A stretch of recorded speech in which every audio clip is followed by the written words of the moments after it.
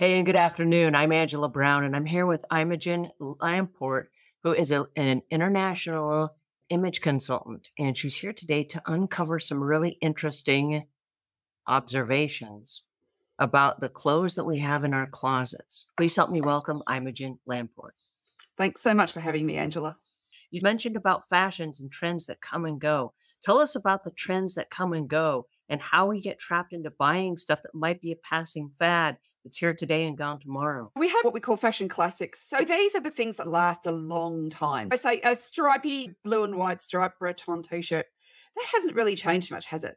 The style is pretty similar over the eras. A trench coat, that also hasn't changed very much. But there's only a few things that are real classics that really don't change much. Even something like your classic black pant still changes. Within 10 years, it will be a different shape. It'll be a different silhouette. I think when I was growing up back in the 80s, was all like pleat fronts and tapered. And then by the mid to late 90s, it was boot cut, flat front, low rise. By 2010, it was skinny leg, no flat front, mid rise.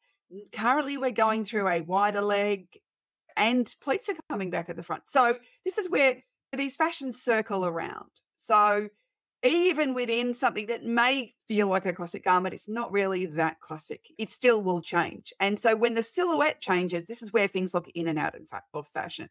Then you have like ongoing like trends. So you have trend things last probably 2 to 5 years, sometimes 7 years. These are usually garments that are more flattering to more people.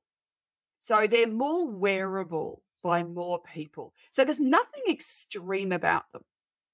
You don't need to have really slim thighs or no tummy. That means that a lot of people in different shapes can't wear it pretty well. And then you have your fads, and your passing fads are usually the more extreme things. They are the things that flatter fewer people, and they are more extreme. So it's the really big jackets that we've been seeing in the last couple of years, whether oversized, or it's things like a few years ago, there was a trend for colored jeans and they disappeared pretty quickly. Within a year, they were gone.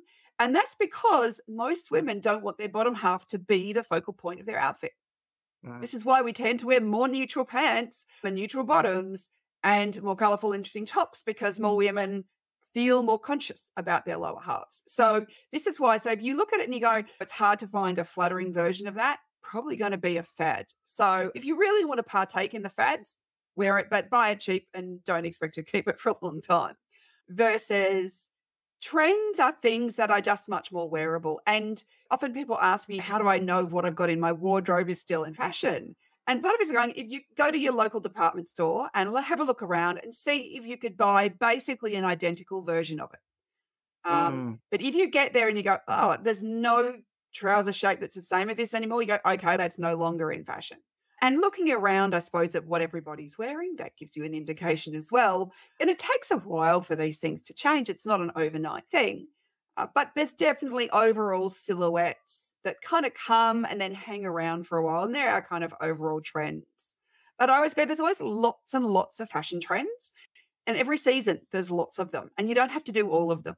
And so this is where I go, getting your style education is so key, because then you can choose which of the bits that are good for you and leave the rest. So you know when you walk into that department store, out of all the things there, the thousands and thousands of things there, what are the best things to even pick up? I like go, don't even take things into the change room that have no chance. And this is understanding your body shape and what fits it. So your unique body and all its bits and pieces. Understanding your colouring and which colours are actually going to make you look healthy and vibrant versus sick and tired. And then understanding your personality, because personality is really key. It tells you everything about what you like.